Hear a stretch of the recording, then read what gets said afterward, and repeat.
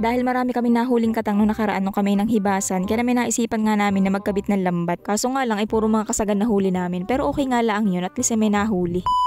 At yun na nga guys, for today's video ay magkakabit nga pala kami ngayon ng lambat. At wala lang, share ko lang. Naisipan nga lang pala namin magkabit ngayon ng lambat at gawa ng hibasan nga kami ay marami kami nakuhang katang. Actually kakagaling lang namin sa hibasanan at si Papa ngay apurado pagka uwi ay kinuha agad yung kanyang lambat at magkakabit nga daw siya. Ito nga pala video na ito ay matagal na, ngayon ko nga lang talaga maia-upload at gawa ng nakalimutan ko na din sa aking gallery. Ito nga pala lambat na ginagamit namin ay matagal na ito sa amin at ito nga sira na. Kaya naman na hindi nga namin masyadong ginagamit, pero kapag ganito ngang habagat ay ginagamit pa rin namin yan at kahit baga papaano ay makakahuli pa rin yan kapag natapat sila doon sa walang sira ay di huli. Nga pala yung tinuturo ko kanina ay doon kami nakahuli ng katang. Pero hindi na nga namin kakabitan pa ng lambat yun at gawa ng nakuhaan na namin ay di kami sa kabilang siwang magkakabit. Nga pala ngayon ko lang nasubukan na sumama sa pagkakana ng lambat at gawa ng mga nakaraang taon kasi nahabagat eh wala naman ako din sa amin. Nasa Laguna kasi ako at nagtatrabaho. Pero ngayon nga ay ito, ayun, pamulog-mulog lang din sa Quezon. Mas pinili ko na dito na lang ako magsumikap sa probinsya kaysa doon sa syudad. Ilang taon na rin naman kasi ako nagtrabaho sa syudad at parang nakakaumay na. Wala pa rin namang pagbabago, napaka-toxic na mga tao at yan ang papangit pa.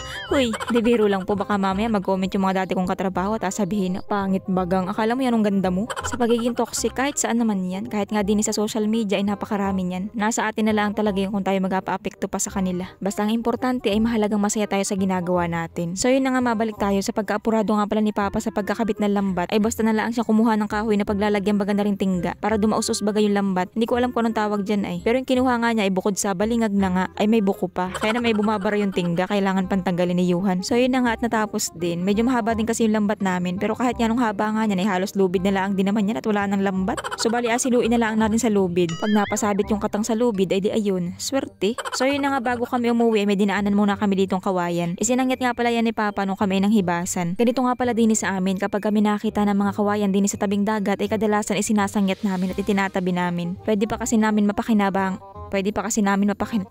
Hay nako. If I sing you a love song. So yun, dinaan na lang sa kanta para hindi mabulol. Pasensya na nga pala guys, pati yung mga mali ko sa pag-voice over sinasama ko pa dito. Kasi gusto ko lang malaman nyo na ganito talaga ako kapag nag-voice over. Marami kasi nagsasabi sa akin na yan ang galing ko daw mag-voice over. Naku, hindi yun totoo. At ito talaga yung totoo. Pero ganito nga talaga din sa amin. Kapag nakakita kami sa tabing dagat ng mga kawayan ay kinukuha namin. Kasi nga pwede pa yan mapakinabangan. Kadalasan kasi sa mga naaanod na yan ay mga bago pa. So yun na nga kinabukasan at dahil nga may pasok sa Johan ay si Yasi naman ang kasama namin sa pagpandaw ng lambat. Yung bangka ko na nga lang palang maliit ang sinakyan namin kasi nga ay medyo maalon. O di ba baliktad ang pag-iisip, imbis na yung bangkang malaki ang sakyan para hindi delikado sa alon ay ano. Hindi low tide kasi ngayon, kasi kung bangkang malaki ang sasakyan namin ay hindi naman pwede yun idaan din sa gilid. Kailangan yun idadaan ay doon sa medyo magitna. Ay di lalo nang mas delikado sa alon. Ay kung aring maliit lang na bangka ang sakay namin ay pwede kami makadaan sa gilid. Sa babaw ba? Kasi hindi sasayad yung bangka kahit idaan pa sa babaw at gawa ng maliit lang. So yun na nga at nagumpisa na nga kami magpandaw ng lambat. Medyo maingat nga lang talaga kami sa paggalaw namin at gawa ng yan liit lang nung katig. Konting baling lang namin sa gilid ay parang mataob na agad. Buti na nga lang at babaw naman yan. Kaya hindi yan makakataob. At dahil nga masama ang panahon tapos puro kulapo pa din sa dagat, ay di ayun, puro kulapo ang huli namin. Kanina pa si Papang hatak ng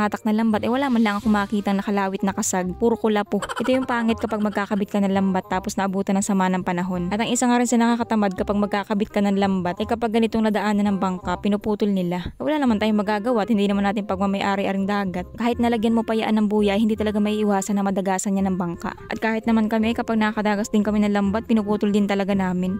At gawa ng pumupulupot talaga yan sa LC.